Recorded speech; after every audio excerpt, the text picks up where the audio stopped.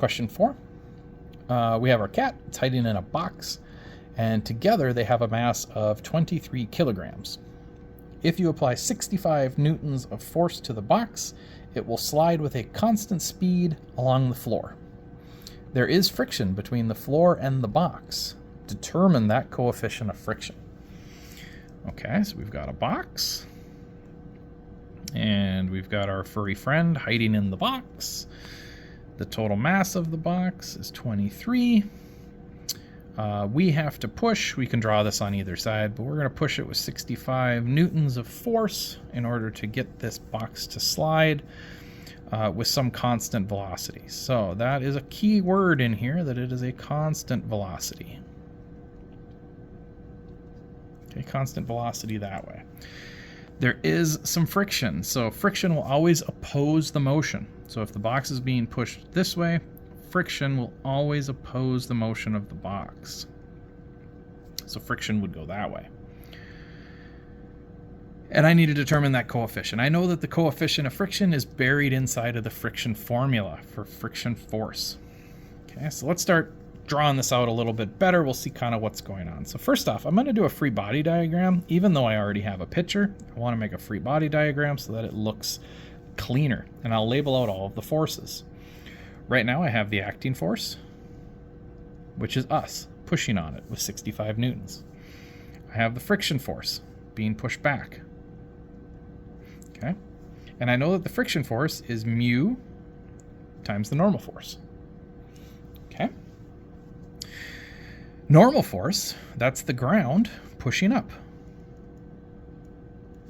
Okay, I know that one's the ground pushing up. Now we don't have a nice equation for the normal force. It depends on the problem, so I can't write anything for that yet. And then of course the last force that we have is gravity. Gravity always pulling us straight down. And since this is a nice flat floor, we'll go ahead and we can assume that everything is nice and perpendicular to each other. I have a equation for the gravitational force, which is mg. Okay. Since I have a mass and I know g is 9.8, I can go ahead and solve for this. But what I want to do first is get them into their sums. So I'm going to have the total sum of the force in the x and the total sum of the force in the y. So when writing these out, we have to now look and see, well, what kind of problem is this? So in the x direction, is there any acceleration that is occurring overall as the net force? Is there any constant or acceleration that is occurring? And the answer is no. It tells us that it's going at a constant velocity. So a constant velocity in one direction means that there is no acceleration, so this is a 0. Same can be said about the y. Is the box accelerating up and down in the y direction? Well, no, it moves straight across the floor and maintains its one position, so this is also a 0. Now, what we have to do, now that we know that they're both 0, we set our vectors up to them. So what's the forces in the x direction? Well, we have 65 newtons being pushed in the positive direction, so let me put 65. And I have the friction force being in the opposite direction. So I'm going to put that one as a minus, and that one will be a mu Fn. Now mu is what we're looking for, that's our coefficient. So if I can figure out what Fn is, that then solves my equation. So I got to find a way to find Fn, and how to do that as I go through the y. In the y I know it's 0. I know that Fn points up, the normal force, and I know that Fg points down, so I'm going to have a minus mg. If this is equal to 0, I can just move mg to the other side, and that will tell me that the normal force is equal to mg.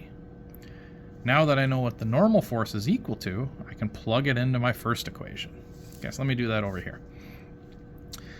So I'm going to have 65,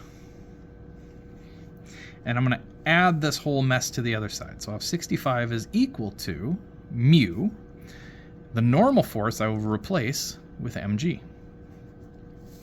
Okay, so now I'm looking for mu. I know what m is. M was given in the problem as 23. So let me put in 23. And I know what g is. That's just a constant due to gravity. That's 9.8. So to solve for mu, I just take my 65, and I need to divide it by whatever 23 times 9.8 is. And for an answer, I get that mu is equal to 0.2, I guess it would go to 2.88, which is what our answer is up here. So that's how we end up getting our mu.